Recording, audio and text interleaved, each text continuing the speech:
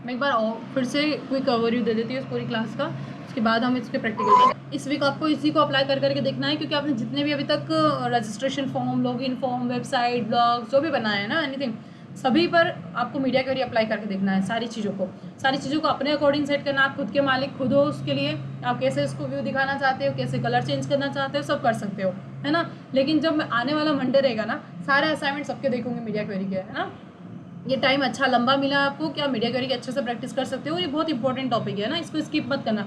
Animation, transition सारे skip कर देना, बट ये स्किप मत करना टॉपिक, ठीक है। इसीलिए मैं फिर से ओवरव्यू दे रही हूँ। मीडिया क्वेरी क्या होती है? मीडिया क्वेरी एक ऐसी चीज़ है जिसकी हेल्प से हम क्या कर सकते हैं, स्क्रीन साइज के अकॉर्डिंग हमारी वेबसाइट्स को सेट कर सकते हैं। चाहे वो डेस्कटॉप व्यू हो, टैबलेट व्यू हो, मोबाइल व्यू हो, एनीथिंग, बड़ी स्क्रीन हो, सब पे हम हमारे रिजोल्यूशंस और ओरिएंटेशंस को सेट कर सकते हैं, ठीक है।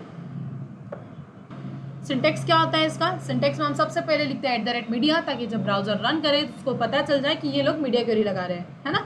उसके बाद मीडिया टाइप लगता है, और एक होता है media feature. Then curly braces के अंदर हम क्या लिखते हैं, CSS के रूल्स लिखते हैं। CSS के रूल्स मतलब यही CSS की जो प्रॉपर्टी होती है और उसकी वैल्यू होती है, वही सारी चीज़ें हम लिखते हैं। सिलेक्टर से सिलेक्ट करेंगे, देन प्रॉपर्टी है, देन वैल्यू, जो हम लिखते हैं वही हो रहा है, ठीक है।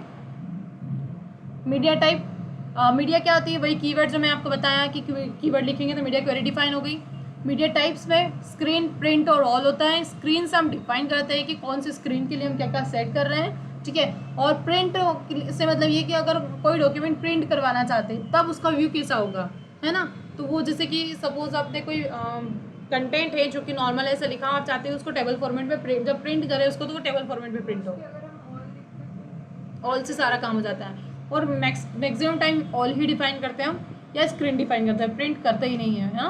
बस पता होना चाहिए, इसलिए बता रही हूँ। इस आर्टिकल पे क्लिक करके आप मीडिया टाइप्स को डिटेल में पढ़ के आओगे कल। बहुत ईजी है सारी चीज़ें, ठीक है। पर पढ़ के आना ताकि आपको डीप में चीज़ें पता रहेगी।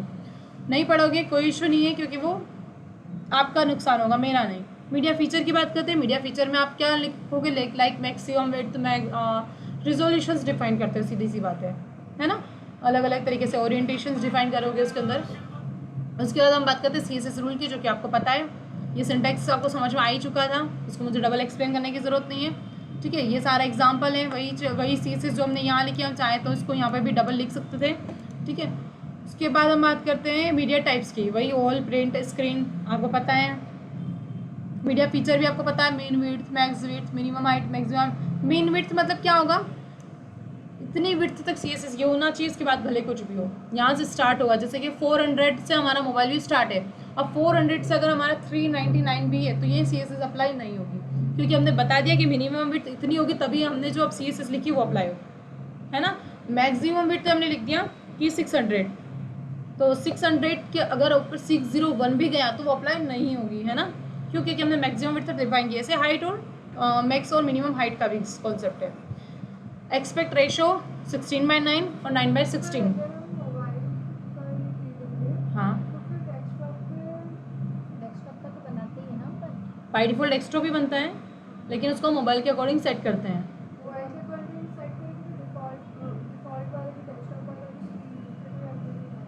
उस पर नहीं आएगा, तब मोबाइल के अकॉर्डिंग सेट होगा, और वो भी तब दिखेगा जब आपने जो रेशो दिया है 600 पिक्सल या फिर जो उसके अकॉर्डिंग दिखेगा, है ना। और ये सब सेट आप ये सब चेक कैसे करोगे आप, Ctrl+Shift+I करके इंस्पेक्ट ऑन करोगे। यहाँ पर जो आइकन दिख रहा है इस पर क्लिक करोगे और यहाँ से रिजोल्यूशन चेक कर सकते हो, है ना। जो भी आप रिजोल्यूशन उधर सेट करोगे वहाँ से आप इसको यहाँ से कम ज़्यादा करके देखोगे। जैसे ही एक भी पॉइंट कम ज़्यादा होगा चेंज रहेगी, है ना। पर अगर हमने कंट्रोल जैसे शिफ्ट और आई, एक के लिए हमने मीडिया क्वेरी लगा दी, तो फिर ये डेस्कटॉप के लिए कैसे दिख सकता है जब हमने उसमें CSS में ऐसी मतलब ऐसे CSS लगा दिखेगा, दी? क्योंकि नॉर्मल आप CSS लगाओगे ना तो वो डिफ़ॉल्ट जो है वो डेस्कटॉप के लिए ही अप्लाई हो जाएगी। आप स्पेशली डिफाइन करोगे @media स्क्रीन और स्क्रीन साइज, तब आप जो इसके अंदर लिखोगे वो अप्लाई होगा उस पर्टिकुलर व्यू के लिए, जो व्यू आप यहाँ डिफाइन कर रहे हो। ये यहाँ पर जो डिफाइन करोगे ना व्यू, तब अप्लाई होगा। मैं भी आपको तो बैकग्राउंड दोनों कलर चीजें अप्लाई एक करके साथ दिखा दिख दूँगी। जाते हैं? क्या? हाँ, दोनों चीज़ें एक साथ अप्लाई होगी, बट एक साथ नहीं दिखेगी।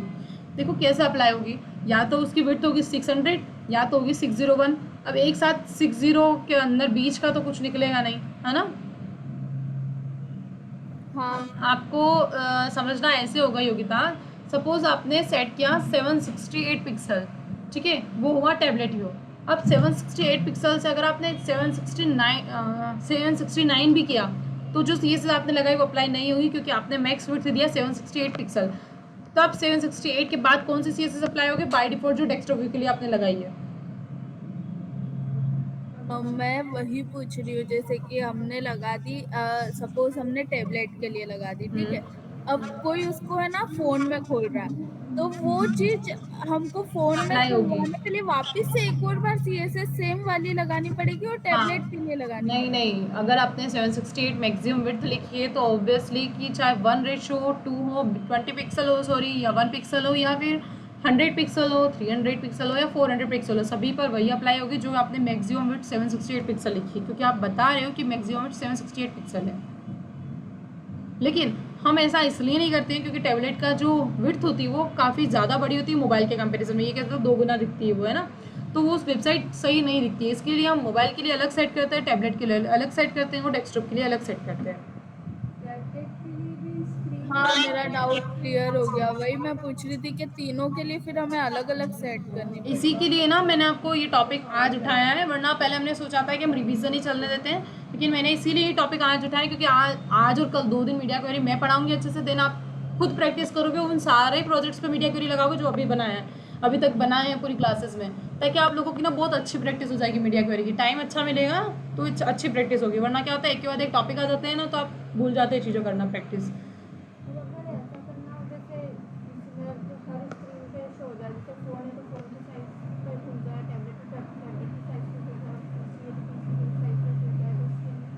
इसके लिए आपको सीधा सा 400 पे सेट कर दो कि ये CSS से 400 पे अप्लाई हो, 800 पे CSS सेट कर दो और 1200 ऑटोमेटिकली सेट हो जाती है। अभी हम चेंज करेंगे ना तो आपको थोड़ा अप्लाई करके दिखाऊंगी।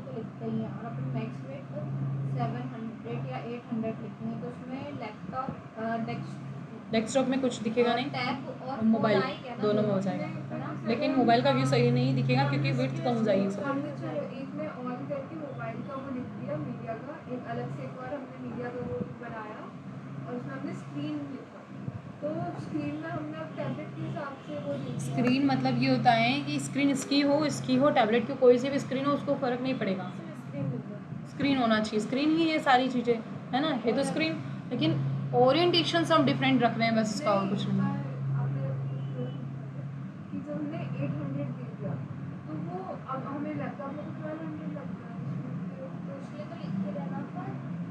देखो आपने कुछ नहीं लिखा है ना, मीडिया के लिए कुछ नहीं लिखा अभी तक। जो CSS आपने अप्लाई की ना वही अप्लाई हो जाएगी डिफ़ॉल्ट। हाँ, डिफ़ॉल्ट वो PC पे, अब चाहे PC इतना बड़ा हो चाहे इतना बड़ा हो या और बड़ा होगा, डिफ़ॉल्ट वही अप्लाई होगी। जो आप कुछ भी नहीं लिख रहे हो, मीडिया क्वेरी वगैरह नहीं लिख रहे हो, डायरेक्ट CSS अप्लाई कर रहे हो। स्पेशली मीडिया क्वेरी अप्लाई करी जाती है क्योंकि हम मोबाइल व्यू और टैबलेट व्यू बनाते हैं, तो है ना, वेबसाइट के लिए। समझ में आ रहा है? वेबसाइट ऐसे भी चलेगी आपकी तो, लेकिन स्पेशली यूज़र एक्सपीरियंस बढ़ाने के लिए, UI अच्छा दिखे इसलिए हम बनाते हैं, मीडिया क्वेरी लगाते हैं ताकि मोबाइल व्यू अच्छा दिखे उसका। अब अपनी वेबसाइट्स जो आपने बनाई है उसको ऐसे श्रिंक करके मोबाइल व्यू देखना, इतनी अच्छी नहीं दिखेगी, लेकिन फिर मीडिया क्वेरी अप्लाई करना, उसको चेंज करके देखना, अच्छी दिखेगी, है ना। अभी मैं इसका रिवाइज करवा के एक प्रैक्टिकल करके दिखाई देती हूँ आपको, ठीक है। एक्सपेक्ट रेशियो पता है, ओरिएंटेशन में 16:9 मतलब tablet view, sorry PC view, और 9:16 मतलब मोबाइल व्यू, है ना, जो कि हम इंस्टाग्राम रील वगैरह में देखते हैं, वही रेजोल्यूशन है। ओरिएंटेशन भी आप मोबाइल में लैंडस्केप और पोर्ट्रेट दोनों यूज़ करके देखा होगा। कभी आप लैंडस्केप ऐसे चलाते हो, पोर्ट्रेट चलाते हो वीडियोस को, तो भी पता है आपको, है ना। उसके बाद हम बात करते हैं रिजोल्यूशन भी पता है आपको। कंबाइन करना प्रॉपर्टी तो एंड, अगर दोनों चाहते हो कि दोनों प्रॉपर्टीज अप्लाई हो तो एंड लगाएंगे। सिंगल प्रॉपर्टी अप्लाई करना चाहोगे तो और लगाओगे कि या तो ये सेटिस्फाई हो जाए कंडीशन या ये सेटिस्फाई हो जाए कंडीशन बेस पे। नॉट हम यूज़ करते ही नहीं है। मोबाइल फर्स्ट और डेस्कटॉप फर्स्ट में ऐसा है कि आप जब बना रहे हो तो आप पहले ही मोबाइल व्यू के अकॉर्डिंग वेबसाइट बना दो, देन डेस्कटॉप व्यू बाद में सेट करोगे। बट हम ऐसा नहीं करते, डेस्कटॉप व्यू ही फर्स्ट बनाते हैं by default, then mobile view set करते हैं, है ना। डेस्कटॉप फर्स्ट अप्रोच और ये होता है। इसको आप पढ़ो क्योंकि बेस्ट प्रैक्टिस जो मैं आपको बता रही हूँ ना वही चीज़ इसमें लिखी हुई है, आपको इसको पढ़ो। अंकित समझ में आ रही है चीज़ें? एक दिन सॉरी, एक बार आप नीचे करो ना। नीचे तो है ये, और नीचे या फिर ऊपर? हाँ ऊपर ऊपर, हाँ, और थोड़ा सा ऊपर। पिक्सल 14 पिक्सल दे दिए, मतलब बाय डिफॉल्ट हम फ़ॉन्ट साइज को छोटा रख रहे हैं। फिर हमने मिनिमम विड्थ दिए 768 पिक्सल की, मिनिमम विड्थ 768 पिक्सल, इससे जैसे ही थोड़ा सा आगे जाएगा तो जो फ़ॉन्ट साइज है वो 16 पिक्सल हो जाए, है ना। बट मैं ऐसा इसलिए मना कर रही हूँ आपको ऐसा करने से, क्योंकि ये जो है ना ये बहुत कन्फ्यूज़न वाला सिस्टम होता है। आपको सबसे पहले यही चीज़ करना होती है कि आप बनाओगे डेस्कटॉप व्यू, 16 पिक्सल लगाया आपने, बाय डिफ़ॉल्ट बड़ा बन रहा है, उसको फिर हम मोबाइल व्यू के अकॉर्डिंग सेट कर देते हैं, है ना। इतना समझ में आ रहा है, ज़्यादा कन्फ्यूज़न नहीं होना है। स्टार्टिंग में आप जैसे मीडिया करिए थोड़ा एक्सपर्ट बन जाओगे ना, तो आपको दोनों में डिफरेंस बहुत अच्छे समझ में आएगा। पता कैसे चलेगा मतलब? हाँ, सीधा सा कॉन्सेप्ट है कि जो स्मॉल विड्थ है वो मोबाइल के लिए होगी, उससे थोड़ी ज़्यादा विड्थ है टैबलेट की। हाँ, नहीं ये तो कोड में लिखेंगे हम 768 पिक्सल, ये यहाँ नहीं समझे, क्वेश्चन नहीं समझी मैं क्या? मैं क्वेश्चन नहीं समझ पाई आपका, एक बार और रिपीट करो, ऐसा बोल रही हूँ।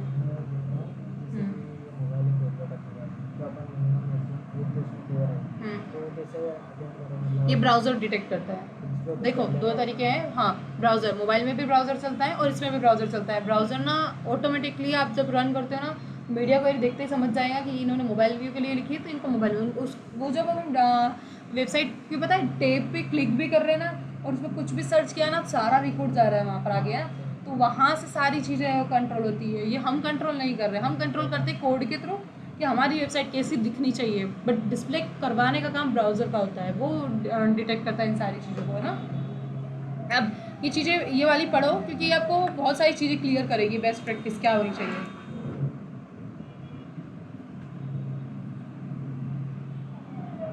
प्रेरणा समझ में आ रहा है? दो बार रिवाइज किया आज तो मैंने आना ही चाहिए। मैक्सिमम नहीं, हाँ मैक्सिमम 400, मिनिमम हम रखते ही नहीं है क्योंकि मिनिमम उसी के अंदर सब कुछ चल जाता है। 1 पिक्सल का तो फ़ोन होगा नहीं, है ना। 400 या 400 के आसपास अराउंड होगा, 500 तक भी फ़ोन आ जाता है किसी किसी की डिस्प्ले और ज़्यादा बिट हो तो वो ऑटोमेटिकली एडजस्ट हो जाता है जब हम 400 पर सेट कर देते हैं और 800 पर सेट कर देते थे।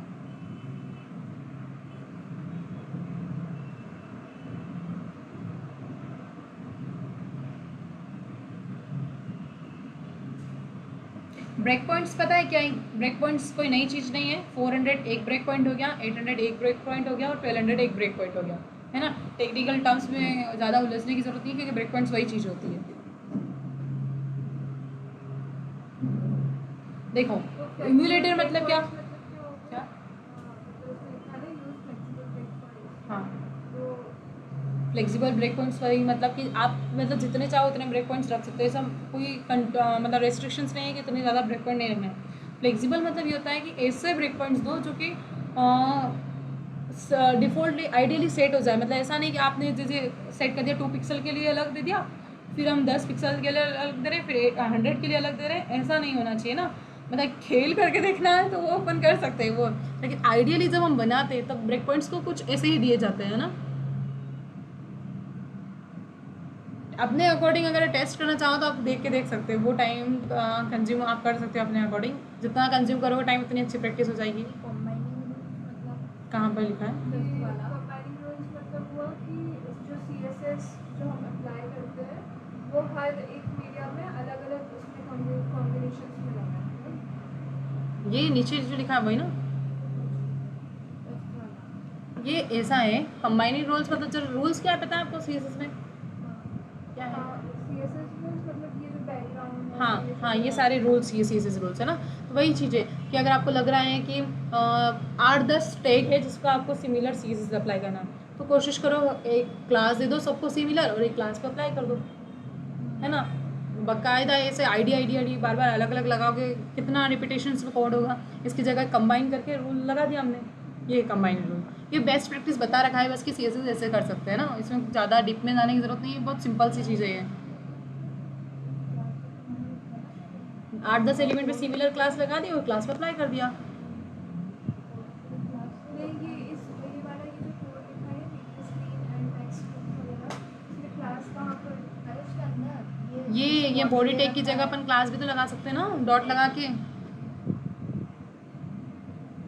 देखो ये क्लास दिख रही है आपको, कार्ड स्टाइल, कार्ड कंटेनर, ये कार्ड यहाँ पे भी लगा दिया हमने कार्ड कंटेनर। अब जितने भी कार्ड कंटेनर होंगे उस पर ऑटोमेटिकली अप्लाई हो जाएगी, ऐसा है। इसका एक एग्जांपल है नीचे, उसके अकॉर्डिंग चलते हैं हम। ये media query example web page, ठीक है। ये मास्टरिंग वगैरह होता है, मास्टरिंग CSS क्वेश्चंस, क्या पोजीशन और ये मैंने पढ़ाया है कि पोजीशन के नहीं, पढ़ा दूंगी पोजीशन में। और ये डिस्प्ले ब्लॉक भी नहीं पढ़ाया ना अभी, बता दो। Z इंडेक्स, हाँ Z इंडेक्स बाकी है। नहीं CSS ख़त्म नहीं हो गई है, मैंने ये कहा था CSS के मेन टॉपिक्स सारे कवर हो जाएंगे जब तक मीडिया क्वेरी आप कर रहे हो ना। मतलब मीडिया क्वेरी लगाने के लिए आपको जो भी चाहिए होता है वो सारी चीज़ें लगभग कवर कर चुकी है, क्योंकि फ्लेक्सबॉक्स है ना वो एक ऐसा, ये पोजीशन जो है ना इसी का अल्टरनेटिव फ्लेक्सबॉक्स, मतलब मॉडर्न वे है फ्लेक्सबॉक्स यूज़ करना।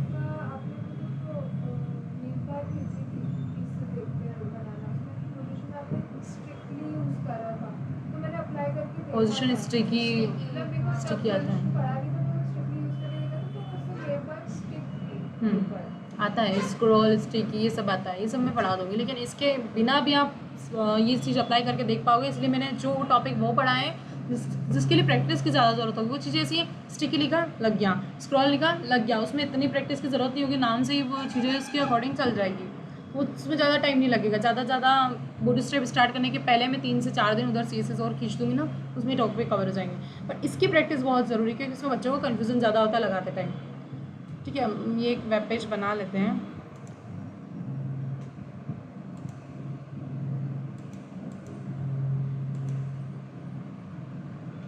पहाड़ पे नहीं जा रहा है,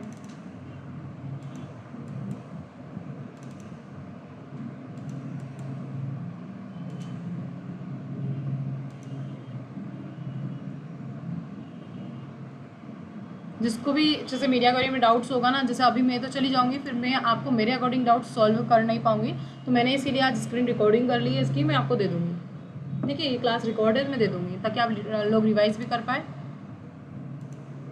क्योंकि वहाँ मैं डाउट सॉल्व नहीं कर पाऊंगी। हम ये बोल रही थी कि आपने जो पेपर पिकअप करने का कहा था, हाँ तो हमने पढ़ कर ये ऐसे हमें पता पड़ गया क्या होता है, लेकिन आप मतलब उसको लैपटॉप में कैसे इंस्टॉल करना है ये सब एक दिन PD क्लास ले लेंगे, हाँ एक दिन PD क्लास पे ले लेंगे उसको। इंस्टॉल करना, कैसे अपलोड करना, मतलब हाँ वो मैं बता सकती हूँ, लेकिन मैं इसलिए आपको बोल रही थी कि खुद से पढ़ो, कि सपोज अगर नहीं आ पाया टॉपिक वहाँ पर।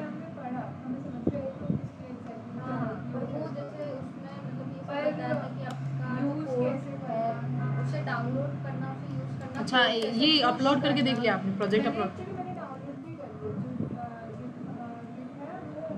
लिया, जो सोर्स से मतलब एक जो गूगल पे मैंने सर्च करा था तो उसमें डाउनलोड आ गया था, तो मैंने पूरा एप्लीकेशन सब इंस्टॉल कर दिया, लेकिन फिर मेरे को अभी यूज करना नहीं, मतलब कोई बात नहीं, मैं उसको एक दिन पुश करना, कुछ तो कमेंट करना, मतलब कैसे क्या जो भी होता है वो सारी चीज़ें। देखो एक दिन ना ये वाला सैटरडे तो मैं यहाँ हूँ नहीं, उसके बाद जो सैटरडे आएगा ना उस पर आप टॉपिक रेस कर देना, मैं अगर भूल भी जाऊँ तो मैं ये समझा दूँगी उसमें, है ना, PD क्लास पे। मैंने आपको पहले से इसलिए बस पढ़ने का बोला ताकि आप लोग ने भी पढ़ा गिट और गिटअप, मैंने आर्टिकल भी दिया आपको पढ़ने के लिए, पूरा दिया है, पढ़ो। इसलिए बोल रही हूँ कि जब भी आपको ये टॉपिक पढ़ाया जाएगा तो आप ऐसा नहीं रहेगा बिल्कुल बिगनर है, कुछ भी समझ में नहीं आ रहा, ऐसा नहीं होगा, फिर आप फट से यूज़ करना सीख जाओगे, इसलिए ठीक है।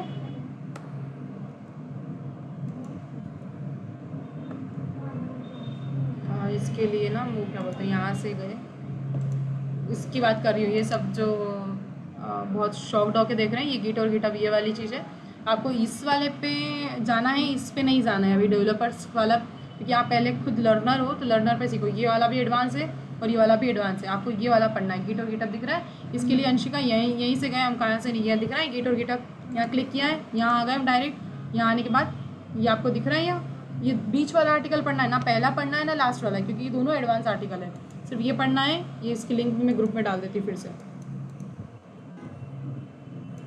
अच्छा मौका मिला है आपको इन 7 दिनों में, आप ये भी प्रैक्टिस करो, आने वाले सैटरडे पे ये बता देंगे बाद में,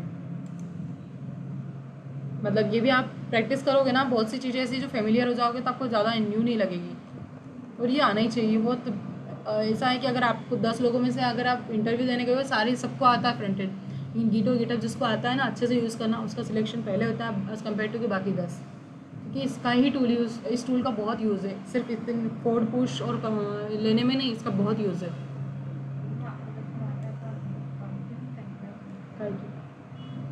सॉफ्टवेयर में किसने बोला मैं जॉब नहीं करती हूँ? मेरा 10 बजे से ऑफिस रहता है, ये तक स्किल्ड की क्लासेस चल रही है, इसलिए मैं इधर हूँ। मैं यहाँ से जाती हूँ 6:30 बजे, गिग थ्योरी में जॉब करती हूँ मैं। आपको क्या लगा यहीं पे स्टूडियो में? मैं स्टूडियो में बाद में आई हूँ, इनिशियली मेरा गिग थ्योरी में ही जॉब थी। दोनों पैरेलल चल रहा है मेरा। बट यहाँ ना गिटहब और गिट काफ़ी बार यूज़ करने के लोग यूज़ करते हैं, लेकिन मुझे आता है और प्रच को आता है, लेकिन सभी को अगर नहीं आता हो तो फिर उसमें बहुत कोलैप्स होते हैं प्रोजेक्ट्स में। तो प्रोफेशनल लेवल पे यहाँ इन्होंने यूज़ नहीं करना स्टार्ट किया, बट ये धीरे से अब कंपलसरी कर दिया कि सबको यूज़ करना है यहाँ पर भी। बट मैं आप लोगों को इसलिए बता रही हूँ कि जो इंदौर की कंपनीज़ है या फिर आप बाहर जाओगे, वहाँ इसकी बहुत डिमांड है। एक गिट लैब भी होता है और इसका, क्योंकि वहाँ आपको ऐसा नहीं कि कोड रखा सर्वर पर पुश कर दिया डायरेक्ट, ऐसा नहीं होता। वहाँ एक कमेटी चलती है, आपके सीनियर्स तक के कोड जाएंगे। जैसे इन्होंने कोड किया, इनका रिव्यू कोड करेंगे, ये इनका कोड ये रिव्यू करेंगे, फिर इन दोनों का कोड रिव्यू करने के लिए एक हेड टीम होगी, वो रिव्यू करेगी, फिर फाइनल एक मैनेजर के पास जाता है, वो रिव्यू करता है, देन मेन हेड होता है। ऐसा नहीं कि डायरेक्ट कोड में ही पुश हो जाए। सोचो इन्होंने कोई मिस्टेक कर दी, इन्होंने पुश कर दिया तो पूरा वेबसाइट नहीं बिगड़ जाएगी। तो बहुत स्ट्रक्चर वे में काम चलता है, तो उसके लिए मैं आपको बोल रही हूँ अभी से सीखो। कुछ चीज़ें हैं जो मैंने फेस की थी, मैंने बहुत बाद में सीखा था, कॉलेज के बाद में सीखना स्टार्ट किया था, खुद से ही सीखा था। जब मुझे पता चला था कि इसकी डिमांड है, तो मैं तो आपको अभी से बोल रही हूँ, अभी से स्टार्ट कर दूँ, है ना। सो यहाँ पर हम आते हैं। और एक और चीज़ है, आप लोगों ने जितना भी पढ़ा उसके इंटरव्यू क्वेश्चंस पढ़ना स्टार्ट किए यहाँ पर या नहीं किए हो गए? आई थिंक, मुझे नहीं लगता, भूल गए। ये HTML के हैं, ये लास्ट में CSS के हैं। देखो कुछ क्वेश्चंस ऐसे हैं जो बहुत 5 ईयर एक्सपीरियंस पर्सन को पता होने चाहिए, उस हिसाब से डाल रखे मैंने। तो कुछ चीज़ें छोड़ोगे ना तो भी चलेगा, बहुत सी चीज़ें इसमें ऐसी आएगी जो कि एडवांस लेवल की है ना। तो लेकिन CSS लगभग आपकी कवर हो चुकी है, तो लगभग आपको पढ़ लेना चाहिए। क्वेश्चंस पढ़ोगे तो जवाब देने के लिए आंसर होंगे, वरना चीज़ें ऐसा होगी पता होती है बट शब्द नहीं मिलेंगे बोलने के लिए इंटरव्यू में, और नहीं क्रैक होगा। फिर आपको 3-4 महीने इंटरव्यू के लिए प्रैक्टिस करना पड़ेगी। इस क्लास के बाद फिर वापस से 3-4 महीने प्रैक्टिस करना पड़ेगी। तो इससे अच्छा है ना कि सिमिलर साथ साथ में पैरेलल करते रहो साथ साथ में। ठीक है, अब हमारे वापस से कोड पे आते हैं।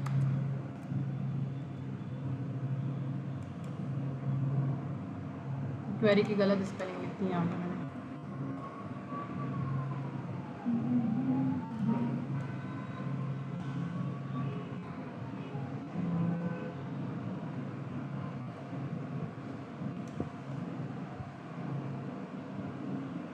एक्सटर्नल फाइल लगाने में तो दिक्कत नहीं आ रही होगी ना किसी को भी? अब सबको आ रहा है ना, अब तो लगाना, अब तो अच्छा खासा टाइम मिल चुका है। ये हमने CSS लगाई है, अब इसका मोबाइल व्यू देखते हैं। देखो कोई अंतर दिखा? दिखा अंतर? अब देखो इसको है ना, मैं एक तरीके से इसको थोड़ा सा और छोटा कर देती हूँ। देन देखो यहाँ से इसको खिसका भी सकते हैं, ऐसे है ना, ये ऐसे कर सकते हैं इसको, है ना। हम चाहे ना तो ये जो 3 डॉट्स दिख रहे हैं ना, यहाँ से हम इसका लेआउट भी चेंज कर सकते हैं। यहाँ से ये 3 डॉट्स दिख रहा है ना, इसको हम चाहे तो सेपरेट ओपन करना है, ये एक पे वेब पेज ओपन हो जाए, एक पे ये अलग, तो ये अलग भी ओपन हो गया, दिख रहा है आपको? ये अलग विंडो हो गई है, ये अलग विंडो हो गई है ना, इस तरह से। कि मैं प्रीफर करती हूँ दिखता है ये वाला साइड वाला, क्योंकि ये साइड में दोनों दिखता है। अब देखो दिख रहा है आपको? यहाँ भी देखो और यहाँ भी नज़र रखो कि कितने पे चेंज हो रहा है। देखो अभी ऐसा दिख रहा है। अब ये देखना है कि ये जो आइटम्स है ये हॉरिजॉन्टल है कब वर्टिकल आ रहे हैं, यहाँ रिजोल्यूशंस पे नज़र रखना है। यहाँ दिखने के बाद मैं आपको उधर भी बताऊँगी। अरे 1 मिनट, साइड बार एरिया,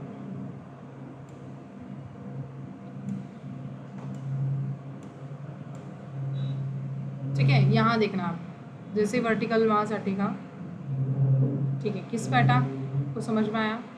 68 के नीचे। हाँ देखो यहाँ पर मैं एक एक कम करती जाती हूँ। देखो 69 है, स्टिल ये क्या है? हॉरिजॉन्टल है। जैसे ही 68 हुआ क्या हो गया? वर्टिकल आ गया। अब समझ में आया है? अब इसके और नीचे जाते हैं हमने ना। देखो आइटम्स में कोई चेंज नहीं हो रहा है, लेकिन अभी थोड़ा और जाना पड़ेगा, उसके बाद चेंज होगा। टैबलेट व्यू आ गया और अब हम मोबाइल। हाँ ये हमने हमारे अकॉर्डिंग सेट किया। हम चाहे तो टैबलेट में भी हम वर्टिकल सॉरी हॉरिजॉन्टली रख सकते हैं, ये हमारे अकॉर्डिंग। अब आपको ये देखना है कि अब व्यू चेंज होता है कि नहीं। देखो सेट होती जा रही चीज़ें। जनरली इन मेन्यूज़ को साइड बार में ले लेते हैं हम। वो 3 लाइन्स आती है ना, उसको हैमबर्गर बोलते हैं। है ना, उसके अंदर सेट करते हैं। वो मैं सिखा दूँगी इमोजी सेट करना वो सारी तो, बट आपको पहले ये देखना है। देखो हो रहा है एडजस्ट, कंटेंट दिख रहा है आपको एडजस्ट होते हुए। बॉक्स की कंटेंट बॉक्स जो हाँ लिखे इनकी भी देखो हाइट विड्थ, ये विड्थ जो है कम होती जा रही है ना। इतना छोटा तो मोबाइल किसी का भी नहीं होता है, इसलिए हम यहाँ पर 400 पे भी देख सकते हैं, है ना। अब देखो, अब कोड देखते हैं। अब मैं कोड पहले एक्सप्लेन नहीं करती, पहले आप लोगों को देखना होगा। देखो ये हमारी टेक्स्ट ऑफ व्यू की CSS है, जनरल जो लगी यहाँ पर देखो इन दोनों CSS को, ये एक 480 पिक्सल पे लगी हुई है और एक 768 पिक्सल पे, ठीक है। थोड़ा गौर से देखो इस CSS में क्या डिफरेंस दिख रहा है दोनों में। बड़ा करूँ या दिख रहा है? मतलब यहाँ देखने से ज़्यादा चिंता है किसी का कोड मिलेगा कि नहीं, ऐसा? हाँ मैं भेज दूँगी। वैसे आपको इसको भेजने की ज़रूरत नहीं है मुझे। यहाँ गए ना आप, यहाँ पर जाएंगे ये कोड में, ये जो आर्टिकल दिख रहा है आपको यहाँ पर, media query example for the web page in CSS, ये उसी में मिल जाएगा। और ये ज़्यादा दूर नहीं है, यहाँ पर गए हम CSS में गए, ये सारी चीज़ें ऑनलाइन प्रोवाइड है ना। ये मीडिया क्वेरी इन CSS दिख रहा है, इसके जस्ट नीचे मीडिया टाइप्स और या मीडिया क्वेरी एग्जाम्पल, ठीक है। ये वही चीज़ है। हाँ अब CSS को समझो।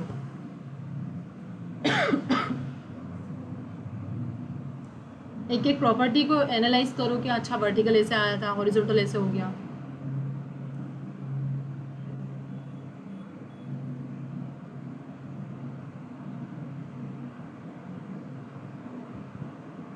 टाइम क्या हो गया?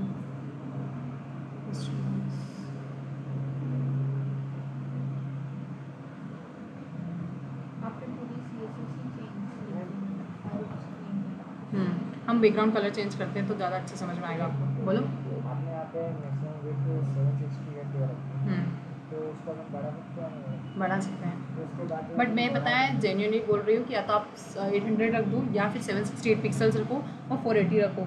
480 इसलिए रखते हैं क्योंकि मैक्सिमम मोबाइल की जो विड्थ होती है ना वो 400 से लेकर 480 के बीच की ही विड्थ होती है ना। मैक्सिमम, मिनिमम 400 चल जाती है, मैक्सिमम फ़ोन की विड्थ चल जाती है 480। इसलिए हमने 480 ले रखा है ताकि मोबाइल में 480 से नीचे सब में एक जैसा दिखेगा। उसके बाद फिर 768 इसलिए लिखा है क्योंकि 768 में जो विड्थ है और उसके नीचे जो विड्थ है, अब ऐसा मत सोचना कि 768 में जितनी भी नीचे आएगी उन सब में ऐसा दिखेगा, नहीं, क्योंकि हमने एक और ब्रेक पॉइंट रखा है 480। तो 480 से 768 पिक्सल्स के बीच का जो रिजोल्यूशन है उसके अंदर 768 वाली दिखेगी, ठीक है। अब 768 के ऊपर जो है वो सारी बाय डिफॉल्ट जो हमने ऊपर लिखी वो दिखेगी। और अगर ये अपन 480 नहीं लगाए तो ये 768 पे जो लगाया ना वही सब नीचे तक, चाहे 1 पिक्सल होगी ना तो भी 768 पिक्सल वाली ही अप्लाई होगी। अच्छा, फिर मोबाइल में जैसे अपन 768 में लगाएंगे वैसा ही होगा। हाँ देखो हम एक काम करते हैं, बॉडी कलर लगाते हैं दोनों में। अगर 420 है तो फिर ये वाली अप्लाई होगी। हाँ एक मिनट में बैकग्राउंड कलर लगा दूँ इस पर, जैसे लगा दिया बैकग्राउंड कलर इस पर सपोज अभी के लिए grey, okay.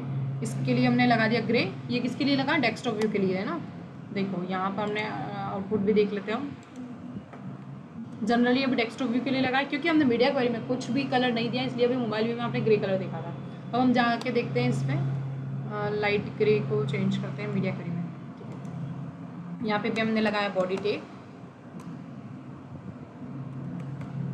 Okay. Body tag के अंदर भी हम लगाते हैं बैकग्राउंड कलर, कोई भी लाइट कलर ले लेते हैं, ठीक है ये ले लिया।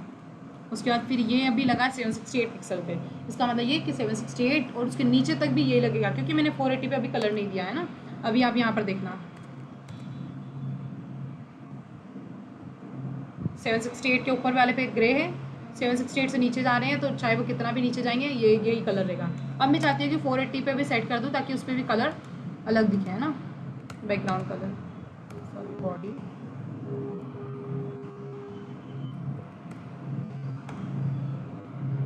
इस पर हमने ले लिया, सपोज कोई सा भी ले लेते हैं अभी के लिए, ठीक। अब यहाँ पर जैसे ही अब नीचे जाएंगे 480 से वो कलर चेंज हो जाएगा, हो गया, ठीक है।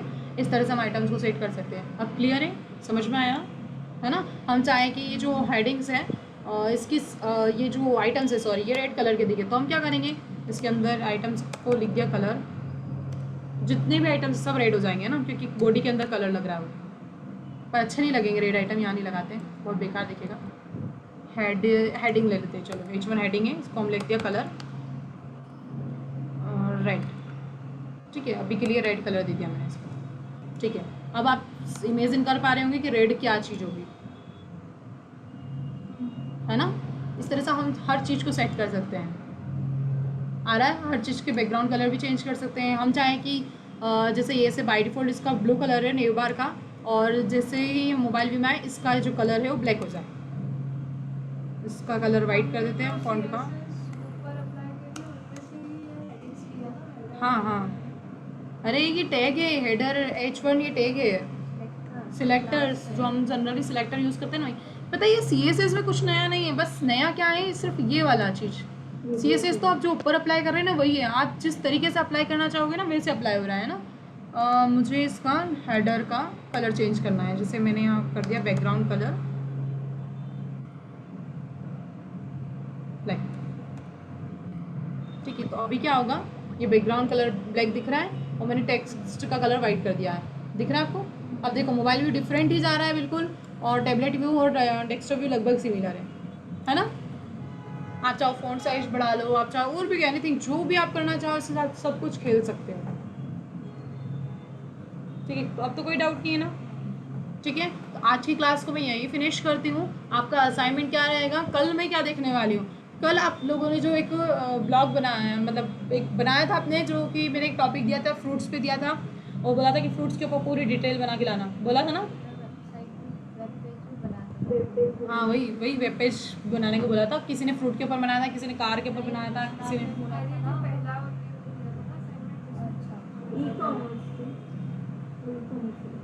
एक ई-कॉमर्स बाद में बनाई थी वेबसाइट। सबसे पहले जो मैडम ने बोला था कि सबको अपने अपने वेब पेजेस बनाने हैं। हाँ उसमें CSS लगाई थी सबने कि नहीं लगाई, मैं लगा दूँगी। ठीक है। और मैं कुछ भी एक्सटर्नल CSS लिंक करने वाला अभी नहीं आया, नहीं, मुझे समझ में आ गया इसको। ओके मैं बता रही पर, लेकिन एक बार असाइनमेंट सुन लो। असाइनमेंट क्या है, आपने जो भी वेब पेज बनाया है, चाहे वो कार के ऊपर बनाया हो, चाहे एनीथिंग, जो भी आपने टॉपिक लिया था उसके ऊपर आपने एक वेब पेज बनाया था, उसका मोबाइल व्यू भी बना के लाओगे, उसका डेस्कटॉप व्यू भी बना के लाओगे, और टैबलेट व्यू, हाँ तीनों तरह के व्यू बना के लाओगे, ठीक है। और आप रेशो क्या लोगे, बाय डिफ़ॉल्ट तो हो गया 768 पिक्सल लेने वाले हो और एक 480 पिक्सल लेने वाले हो, ठीक है। यही रेशो लोगे, यही सी रेशो पर बना के लाना है। कल मैं देखूंगी, उसके बाद ही क्लास में अंदर आने दूंगी। असाइनमेंट चाहिए मुझे एनी हाउ। हाँ बहुत ज़्यादा जेन्युइन रीज़न है कि भैया ये हो गया, जो रीजंस मैंने कल ग्रुप में बताया तो बात अलग होती है। बाकी असाइनमेंट मुझे सबके चाहिए, क्योंकि मुश्किल से 2 घंटे तो सभी को मिल ही जाएंगे, नहीं मिले तो रात में जग के बना लो।